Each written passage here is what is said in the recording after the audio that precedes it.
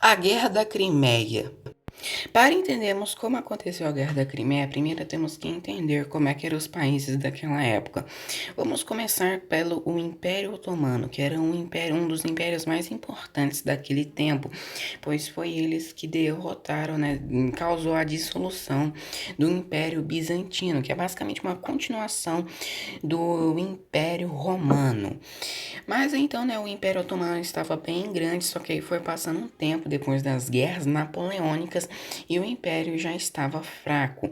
A mesma coisa também com o Império Russo, que é um grande império, só que aí foi ficando cada vez mais fraco depois das guerras napoleônicas e era uma monarquia absolutista, tendo como seu imperador Nicolau I. Já a França era assim, tipo, antes ele era um império, aí depois virou um reino, depois virou uma república e depois virou um império de novo, tendo como seu imperador Napoleão III da França. E a Europa, né, estava vivendo uma relativa paz depois das guerras napoleônicas, até começando então o ano de 1853, quando começou a ter uns desentendimentos entre os países da Europa. Havia uma certa disputa entre russos e franceses para ver quem seriam os protetores dos cristãos e dos lugares, né, do Império Otomano, no caso, os Jerusalém e Belém. Pois bem, Napoleão III então apoiava a religião católica otomana, que era mais popular na Europa, para assim ter apoio dos cristãos, ou seja, ser protetores deles, para ter apoio para o Império Francês continuar no seu auge. E a religião ortodoxa tinha como o seu, o seu protetor, podemos se dizer assim, o Nicolau I da Rússia. Pois bem, mas só que Nicolau I estava fazendo isso por motivos políticos e religiosos, pois ele queria essas terras santas que antes pertence ao Império Otomano. Então ele se declarou como protetor dos cristãos e da Terra Santa. Porém, a Terra Santa não precisava de dois protetores. Então ficava essa disputa entre Nicolau I e Napoleão III da França. Sem contar também que os russos queriam uma rota para poderem passar pelo Mar Negro e até o Mar Mediterrâneo. Para isso, ele precisava do Mar Negro na Crimeia. E para os franceses e britânicos não seria bom essa expansão tão grande do Império Russo na Europa. É então que em junho de 1853 os russos invadiram a Varsóvia e Valáquia, que antes pertencia ao Império Otomano. Foi assim então que no dia 5 de outubro de 1853 o Império Otomano declara guerra ao Império Russo, começando assim a Guerra da Crimeia. Bem, e já logo de início, então, a França e o Reino Unido apoiaram, já disseram aí que apoiam os otomanos, então eles ficaram com coragem de enfrentar os russos.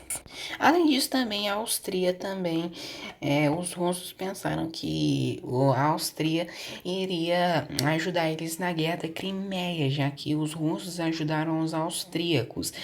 Porém, isso não aconteceu e isso ferrou com os planos russos. Porém, Porém, os otomanos, então, mesmo tendo a ajuda dos franceses e ingleses, mesmo assim não conseguiram uma vitória significativa para cima dos russos na Batalha Marítima de Sinop. Mas então, depois disso, então, os ingleses e os franceses decidiram então entrar na guerra do lado dos otomanos, formando então uma coligação. E aí, com isso, então, eles começaram a invadir a Rússia na Crimeia. Com isso, então, a coligação começou a invadir a Rússia na Crimeia. Porém, como eu não consegui, aconteceram várias batalhas sangrentas. Porém, como a guerra é muito antiga, eu não consegui muitas pesquisas sobre essa guerra, né, sobre o que aconteceu nas batalhas e tudo mais. né? Mas uma das coisas que mais também marcou para os russos também foi o cerco de Sebastopol, que é onde a coligação cercou os russos em Sebastopol, e eles tentaram quebrar também várias vezes o cerco, porém eles não conseguiram. Depois disso, então, aconteceram também algumas outras batalhas sangrentas entre a coligação e os russos, porém a maioria delas os russos estavam perdendo, já que a coligação tinha mais que o dobro de soldados. E também, para ajudar ainda, o reino da Sardenha entra na guerra do lado da coligação, e isso obviamente ferrou os russos. E ainda para ajudar também, mais ou menos no final da guerra, a Áustria então decidiu se meter na coisa, e eles falaram que era para os russos pararem com essa guerra ou eles entrariam na guerra do lado da coligação. E aí ficaria difícil, pois já não basta os russos terem que enfrentar 3 países, já teriam agora que enfrentar 4 e agora teriam que enfrentar 5 países. Quer dizer, mais ou menos, a Áustria nem entrou na guerra, mas ameaçou. Com isso, então, no dia 30 de março de 1856, os russos se rendem, dando fim à guerra. No Tratado de Paz, então conhecido como Tratado de Paris, foi imposto então que a Rússia devolveria a Bessarabia do Sul e a boca do Danúbio ao Império Otomano, e a Moldávia, a Valáquia e a Sérvia passaram a estar sob proteção internacional.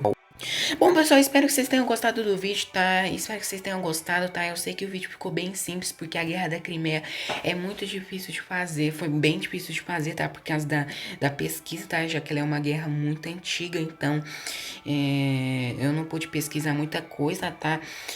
Então, se eu falar alguma coisa errada, se puder, por favor, me corrigir nos comentários, tá? Ajuda demais, tá? Se vocês puderem se inscrever no meu canal, ativar o sininho, vão me ajudar demais, tá bom? Se também se pudesse deixar o like no vídeo, tá? Ajuda demais, se inscrever no meu canal, ativar o sininho, tá? Pra mim incentivar a poder postar mais vídeos aqui no canal, tá? Se vocês puderem também colocar nos comentários, tá, pessoal? As guerras que vocês querem que eu traga aqui pro canal, tá? Pode ser guerra, vídeos de guerra, ou também histórias antigas, tá?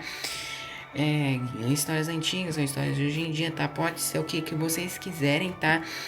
Então, no mais é isso. Tchau, até o próximo vídeo.